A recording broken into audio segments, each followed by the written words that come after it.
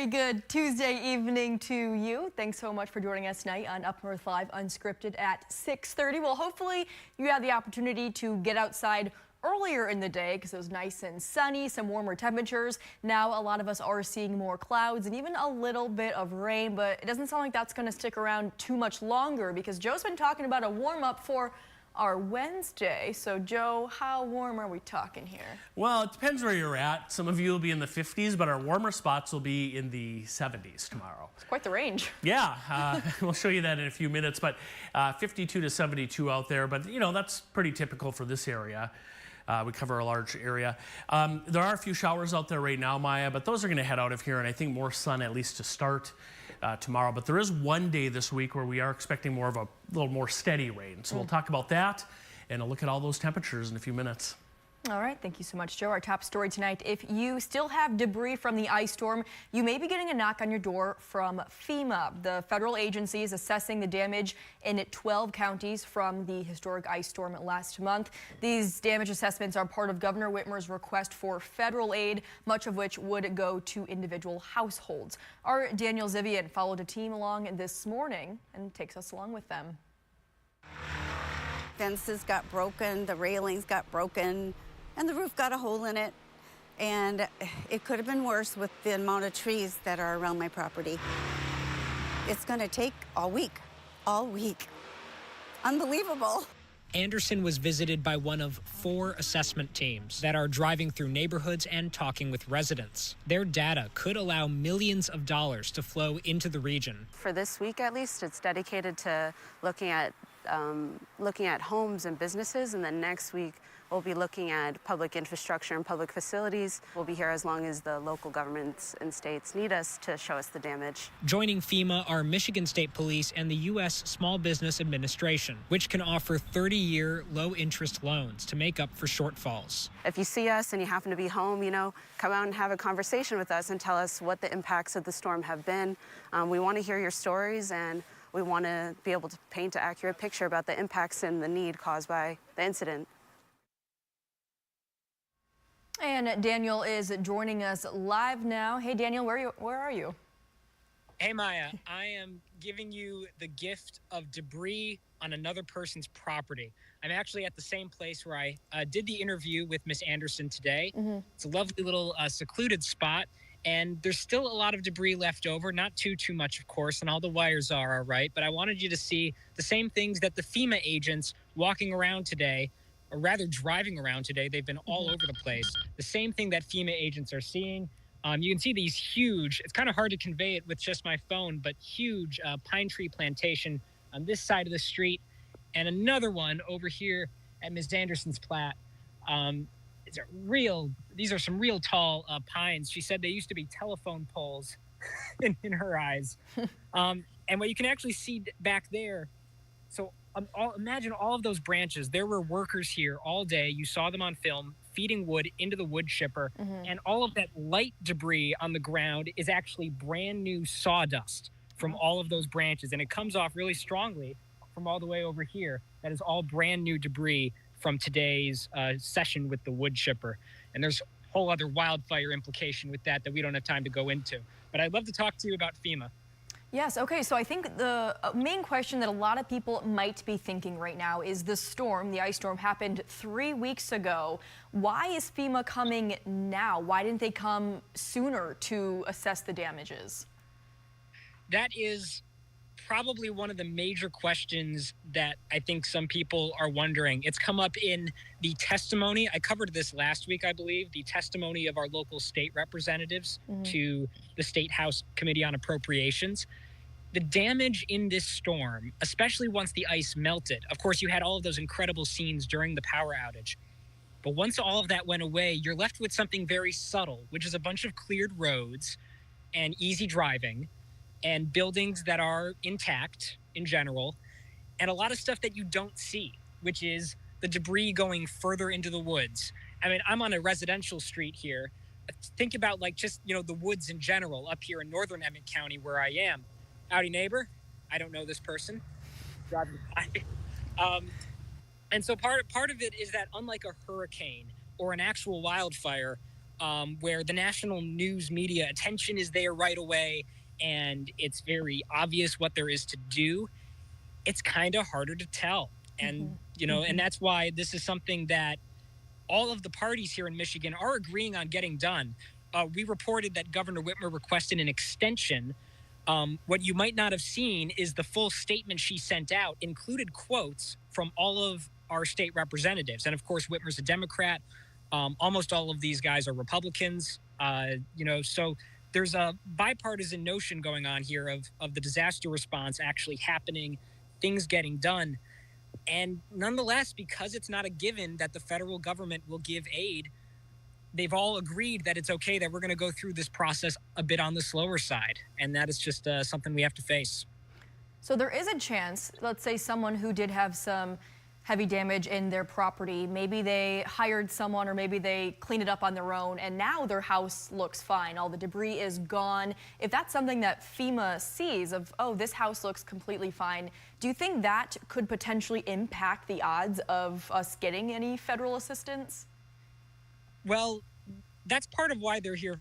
The first thing that should be said is I don't think, if let's assume the aid comes in, I don't know that FEMA would be distributing on a house by house basis. They'd be distributing to other entities that will be making decisions down the line. And that's especially the case for how the state police is going to distribute aid later on.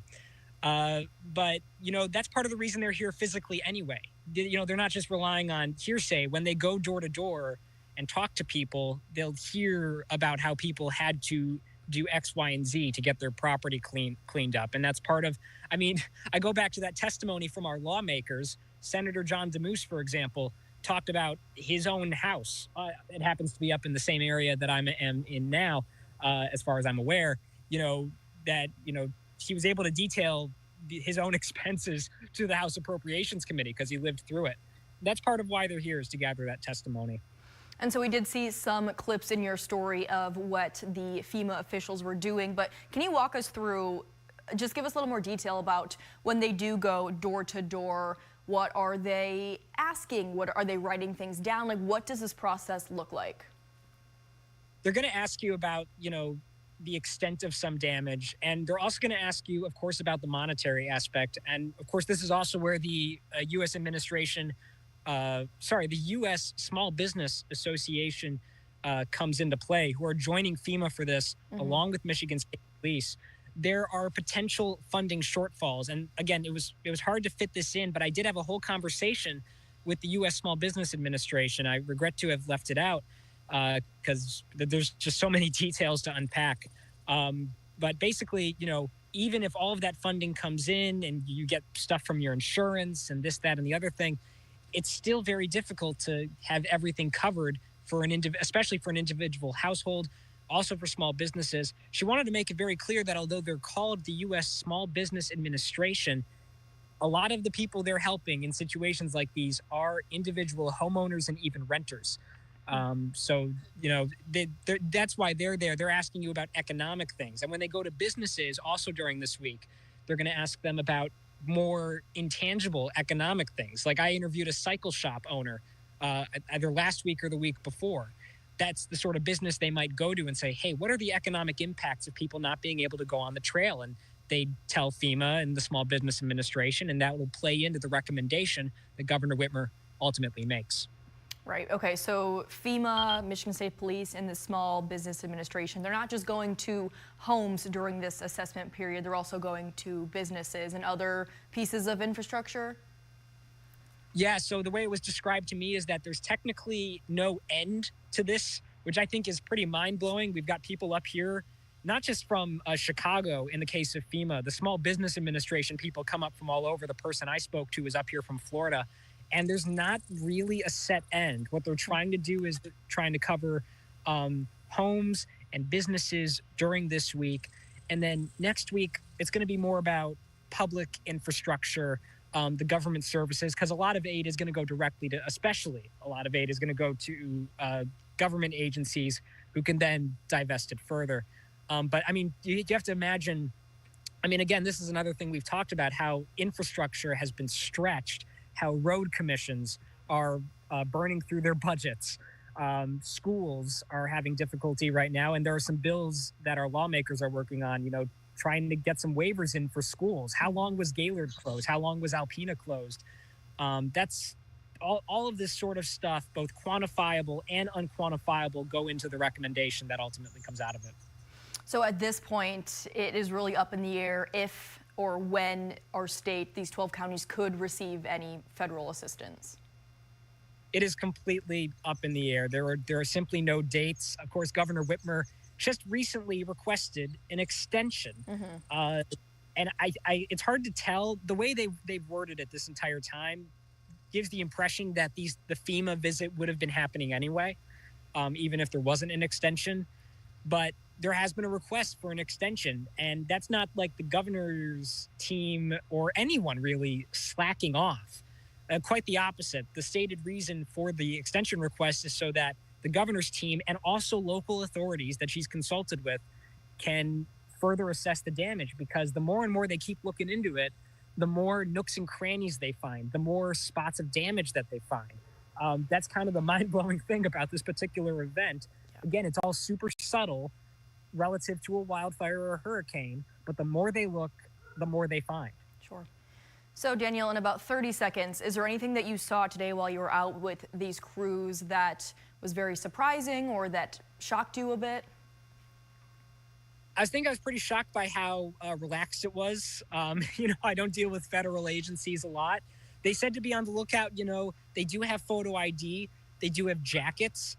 But other than that, there's not too much to identify them. Even the particular team that I was with, now this might be different from team to team. There are 4 of them after all. The team that I was with didn't have like a state police car or anything, or sirens or what have you.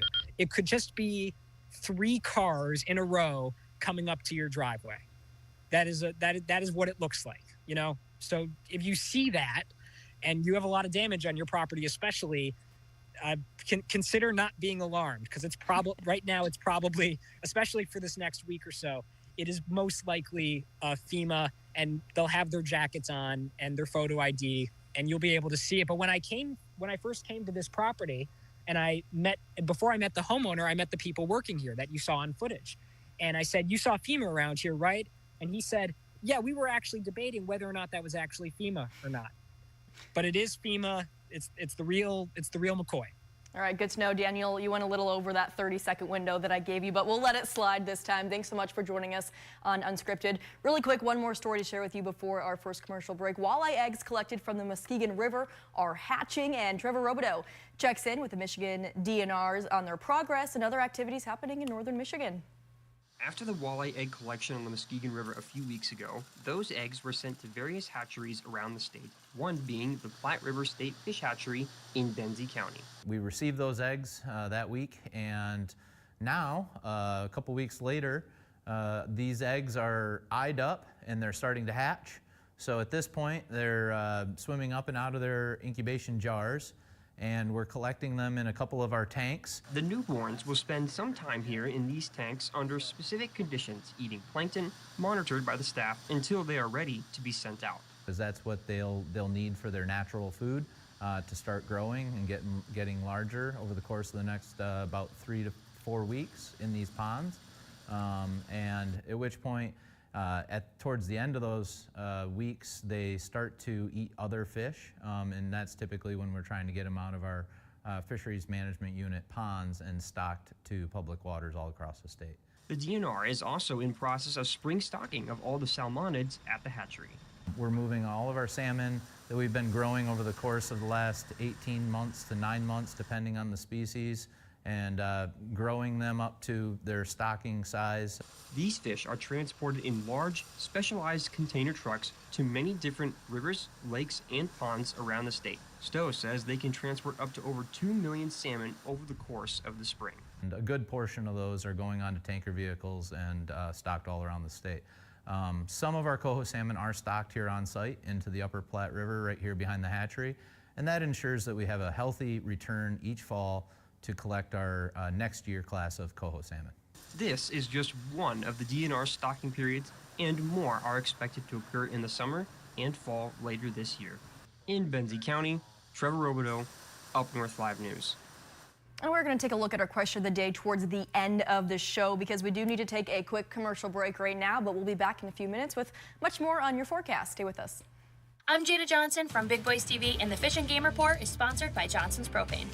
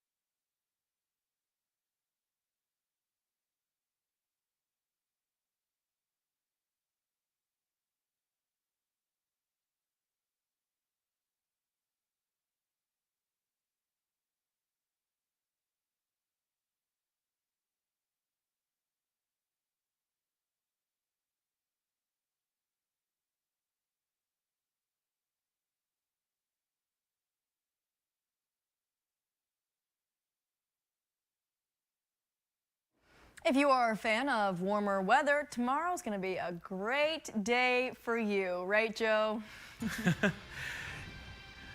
Yeah, I would say so for some spots. You know, I think Traverse City, where we live, is looking at 72 tomorrow. So Wow. we'll take that. Yeah, It's like you that would. perfect temperature, too, kind of comfortable.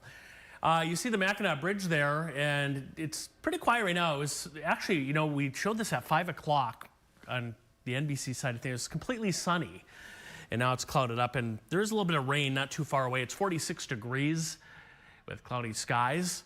A little rain approaching. Now, we started the day today with lots of sun, but here come the clouds, and you can see them right there, kind of approaching the area. There's a little narrow band of showers. We've had a few spits of rain here and there this evening. Here's a little closer look at that. Oh, parts of the Straits area, Emmett and Sheboygan counties, and then just getting into the Mackinac Bridge, which is right there. You can see a little rain into parts of Mackinac County, kind of running between there and Brevoort along US 2, and then also north of Newberry. As you head south, just a couple sporadic showers. They're a little more spotty as you make your way down toward the Cadillac Big Rapids area this evening. Temperatures, a lot of 50s out there. You can see Cadillac right now 55, Ludington 53, not bad. Mackinac Island is sitting currently at 46, but way south of us, look how warm it is. Chicago is still at 72, 71 at Indianapolis, near 80 at Kansas City tonight. And then a little bit of that warmer weather will start heading our way for tomorrow. Showers ending this evening. We start tomorrow with more sunshine in the morning, kind of like what happened today. Not much rain tomorrow, very little. But later in the afternoon, we could see south of Cadillac a shower, thunderstorm. And then in the UP, late in the afternoon, more so into the evening, right there, perhaps a couple evening showers and storms. That's along a front. And then that front is going to kind of get stalled out over us into Thursday. And you see the kind of a narrow band of showers. The best chance for rain this week, though, even though we have a few showers around, is going to be Friday. And here we go into Friday, right there. Round of rain coming through as low pressure kind of passes through the area. But once we get after Friday or through the work week, there's a look at the weekend. I mean, this is a nice one coming up. Abundant sunshine all day Saturday, mid and upper 50s expected.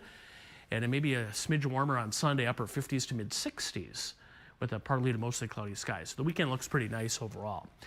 Sunday forecast, there it is. And again, that chance for rain on Friday. With the rain around, it'll be a little cooler with the clouds. A nice weekend, though, overall. We're going to avoid the rain, it looks like Saturday and Sunday.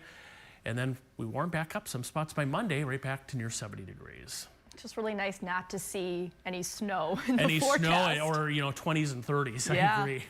Officially spring here in is. northern Michigan. All right, thank you so much, Joe. We are going to take another quick break, but we will be right back with Sports Director Harrison Beebe in just a couple of minutes.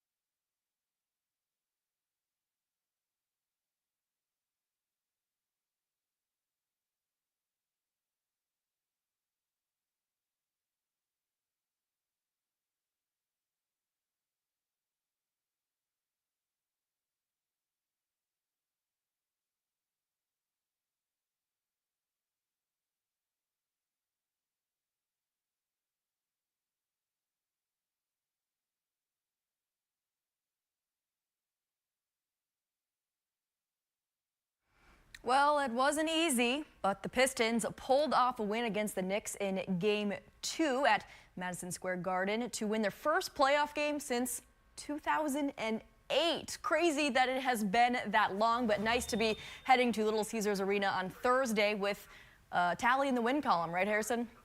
Yeah, you know, by winning a game on the road, you really show that this is going to be a series. I don't know, a lot of people picked the Knicks to sweep the Pistons, but I think it was more common amongst NBA analysts that it was going to be a shorter series than a longer one, and this one shows it's at least going to go 5, and you got to believe they're going to be motivated to at least take one of the next 2. So at that point in time, it goes to at least a Game 6. Of course, we will find out. We're only through 2 games of this best-of-7 series, but the Pistons get the win in Game 2 at Madison Square Garden, 100-94. Cade Cunningham with 33 points. Dennis Schroeder, Maya, you and I were watching the game last night together, and it's like, wow, if we'd have drawn up Dennis Schroeder to be the one to make the clutch shot at the end and score 20 in the Garden when we had guys fall out and get hurt and Jalen Brunson drive him nuts. This guy we acquired at the trade. I've never been a huge Dennis Schroeder fan in his NBA career, but he definitely won me over in a small way last night with those efforts to lock up that first playoff win. It was an NBA record 15-game losing streak in the postseason.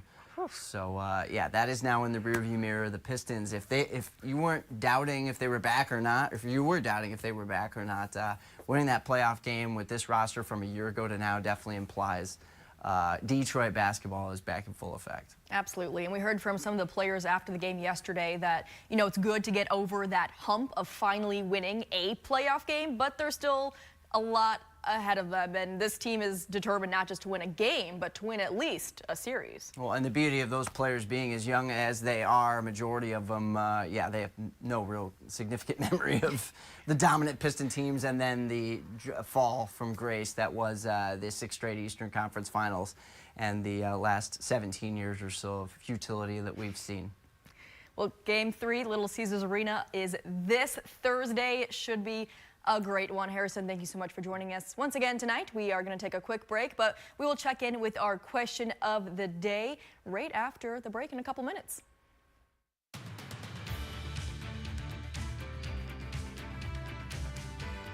Salon services are furnished by Epiphany Advanced Academy in East Acme.